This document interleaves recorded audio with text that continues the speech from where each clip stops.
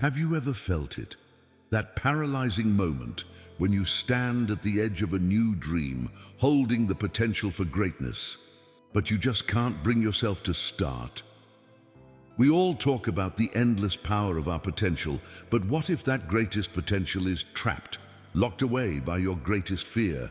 Not the fear of failure, but the far more insidious fear of the first move. The hesitation that keeps you perfect, yet completely unfulfilled. Today, we will unlock that hesitation and reveal the simple secret to taking that crucial first step with the story of the Uncut Diamond. This life-changing parable will redefine everything you think you know about getting started. Deep in a secluded valley, a brilliant young artist named Ilara lived and worked. By all accounts, she should have been famous. She possessed a rare, breathtaking talent for carving, and everyone who knew her spoke of her genius. Yet if you visited her workshop, you would find no masterpieces. You would only find the evidence of a deep, secret struggle. Ilara collected the finest materials in the known world. On one bench sat a flawless, rare piece of exotic mahogany wood, aged perfectly and costing a fortune. On another lay a pristine canvas, stretched tight, waiting for its first brushstroke. Every tool was sharpened, every plan meticulously drawn. She was prepared, ready, and yet everything remained untouched. Ilara was paralyzed by one all-consuming thought. What if I ruin it? What if I take the first step, the first cut, and prove that my vision was bigger than my talent? She would spend hours just looking at the beautiful materials, running her hands over the smooth wood. In her mind, the masterpiece was finished. It was magnificent and flawless. The moment she picked up a chisel, that perfection would be lost forever, risked on the blade. She constantly told herself, "I'm not quite ready. I'll start tomorrow or next week. I need more practice, more research." But that promised moment of being ready never came. Her greatest work remained silent, trapped in the untouched wood. One morning, her master, a wise old sculptor whose own hands had carved legends, came to her studio. He looked around the silent, pristine room and smiled, but his eyes held a hint of sadness. He understood Ilara's plight. "Master, Ilara, I have observed you, and I have seen the magnificence of the work that remains undone.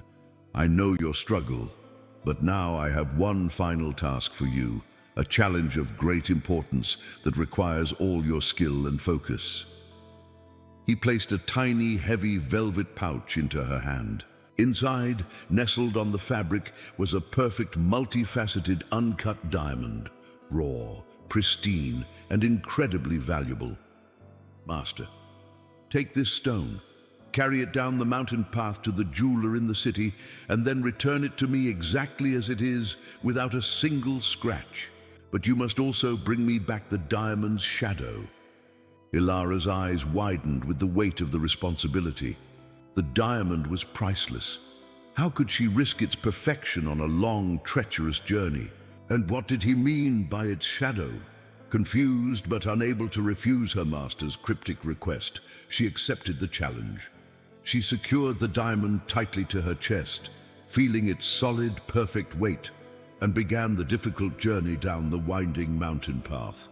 The path was steep, treacherous and crowded, farmers with heavy carts, villagers walking quickly to market, and stray animals crossed her path.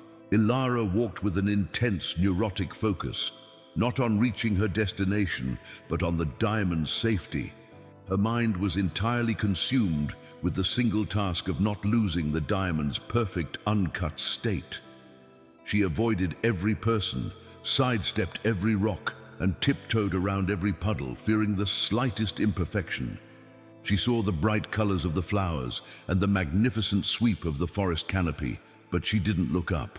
She heard the laughter of children playing by the stream, but she blocked it out.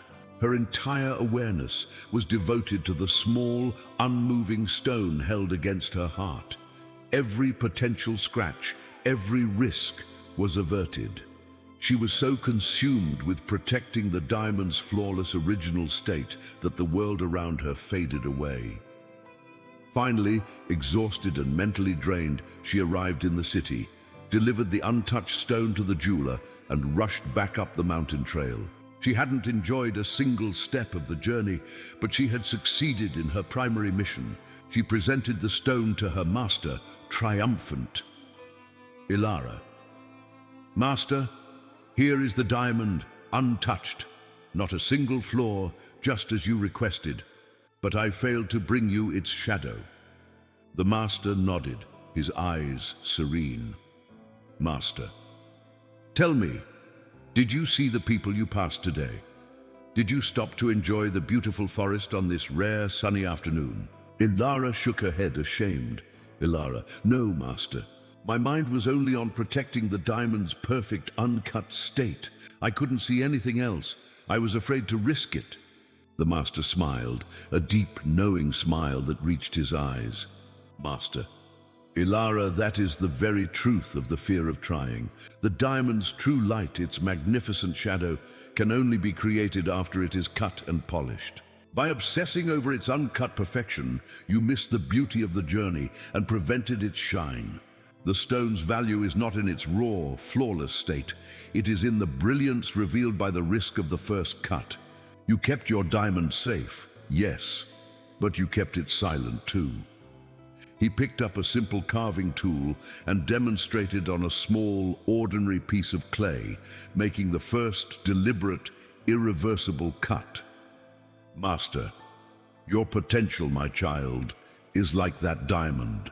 You must accept the risk of the first cut, the risk of failure, the risk of imperfection, to unlock its true value. The journey, the effort, and even the imperfections are the shine. The journey you undertook today, dedicated only to protecting its untouched state, was meaningless because the perfection you protected was a silent one. Slowly, Ilara began to understand. She realized she had been living the same paralyzing lesson in her workshop. By fearing the first imperfect move, she was sacrificing the chance for greatness. She bowed her head, thanked her master, and walked immediately back to her studio. She didn't look for more materials or draw more plans. She simply picked up her sharpest chisel, stood before the exotic mahogany, and with a heart pounding not from fear, but from determination, she made her first deeply confident cut. It wasn't perfect, but it was real.